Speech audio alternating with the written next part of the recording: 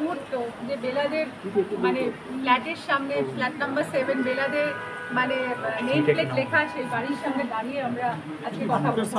মানে এটার থেকে বড় পাওয়া বা ঐতিহ্য আর কি হতে পারে। আমি খুব লাকি এবং প্রিভিলেজ যে বেলাদের মতো চরিত্রে আমার কথা ভাবা হয়েছে এবং আমি অভিনয় করতে পারছি। মানে অনিলাভ এসেছিল আমার কাছে অ্যাবসলিউটলি একটা সারপ্রাইজ, মানে বলেছিল খুব জরুরি একটা কথা আছে, আসছি। তো ফোন করে অ্যাপয়েন্টমেন্ট করে এসেছিল এবং শর্মিষ্ঠা ওর ওয়াইফের সঙ্গে অনেক চ্যানেলে আমরা কাজ করেছি একসাথে, বললো আমার বর তোমায় খুঁজছে, খুব জরুরি দরকার আছে। তো সেই জরুরি দরকারটা যে এটা সেটা জানতাম না এবং আমি ভীষণ খুশি হয়েছিলাম যখন শুনেছিলাম। তারপরে আমরা স্ক্রিপ্ট নিয়ে কিছু কথা বলেছিলাম, তারপরে স্ক্রিপ্টে কিছু ছিল, তারপরে অনিলাভ বললো যে বেলা করতেই হবে এবং আমি বললাম তোমার সব রকম সহযোগিতা কাজটা করার জন্য।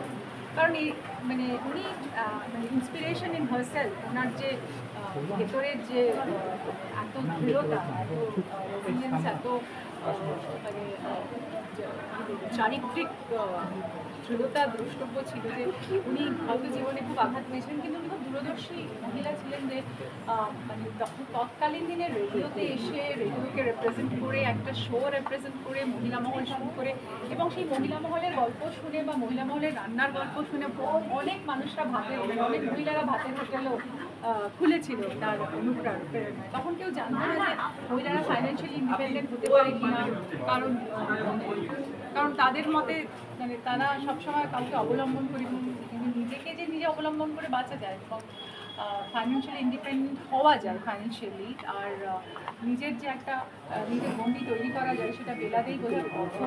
উনি শুধু ইন্সপিরেশন না, আমি বলবো উনি পথপ্রদর্শক। এবং কত মেয়ের জীবন বোধহয় উনি বলেছেন, কত কত কত মেয়েরা তার দ্বারা অনুপ্রাণিত হয়ে জীবনকে নতুনভাবে দেখেছে। তো আজকের এই দুপুরটা আমার জন্য খুব স্পেশাল যে বেলাদের বাড়ির সামনে, বাড়িতে এসে আমরা আজকে পোস্টারটা লঞ্চ করলাম আমাদের প্রথম বেলার, এবং আমি মনে করি যে এই পোস্টারের মধ্যেই বেলার গল্প দেওয়া আছে, কানে হেডফোন এবং অবশ্যই রেডিওকে নতুনভাবে আবিষ্কার করা। আমার মনে হচ্ছে যে ওনার বারান্দাতে গিয়ে ওনার আয়নার সামনে দাঁড়িয়ে, দরজার সামনে দাঁড়িয়ে বলতে পারবো না, মানে গায়ে কিরকম কাটা দিচ্ছে। তো ওনার পরিবারের কিছু মানুষদের সাথে দেখা। তো এই যে নর্থ ক্যালকাটাতে এরকম একটা বাড়ি এখনো দাঁড়িয়ে আছে বেলালের নামে, এটা আমাদের কাছে পরম পাওয়া। আশা করবো এই ছবিটা, কিন্তু আমি অনেক ধরনের কাজ এখন করছি যেগুলো দর্শকের মনোগ্রাহী হচ্ছে, পুরাতন মানুষকে ভীষণ ভালো লেগেছে। এবং কিছুদিন আগে দত্তা করেছিলাম, দত্তা চরিত্রটাও খুব দৃঢ় একটা চরিত্র ছিল এবং মানে সাহিত্যের পাতা থেকে বেলাতে এরকমই একজন চরিত্র যে পথ লিখেছেন। আমার এখন ম্যাডাম সেনগুপ্তা, রুপাই মাউন্টেন প্রচণ্ড রোমান্টিক ছবি, সেগুলো এখন চলছে। তো আমি চাইব দর্শকরা সব ছবি দেখুন এবং অপেক্ষা করুন বেলার জন্য। বেলা আসছে 29শে অগস্ট, আপনাদের সবার জন্য, আপনাদের সবাইকে দারুণ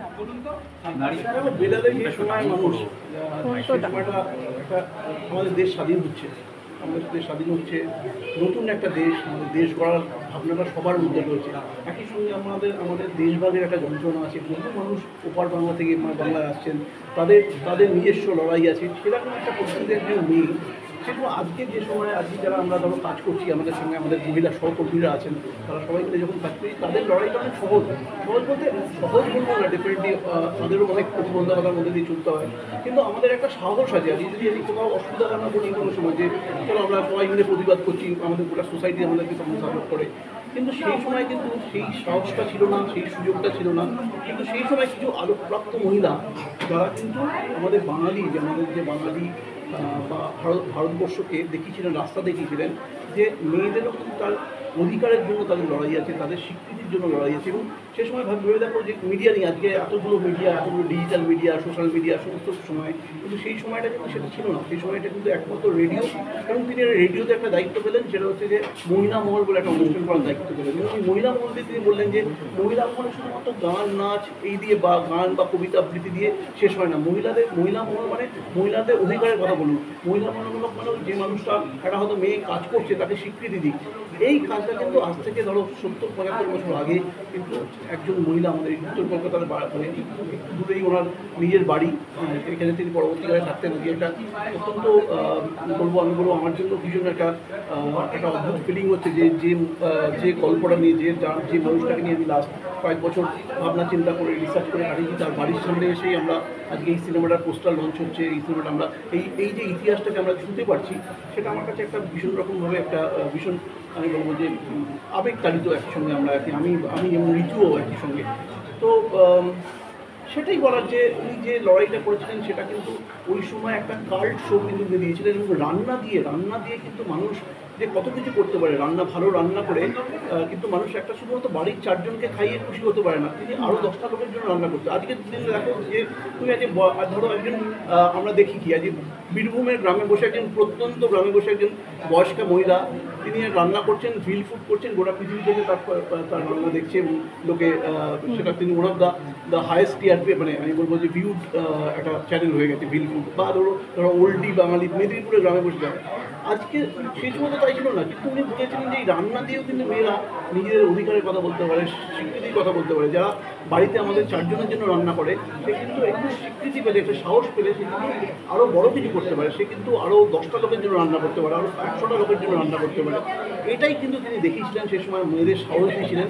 এই জন্যই বেলা দেয়, এই জন্যই প্রতিটা মেয়ের মনে হয় বেলা বলে যে সিনেমাটা দেখার উচিত।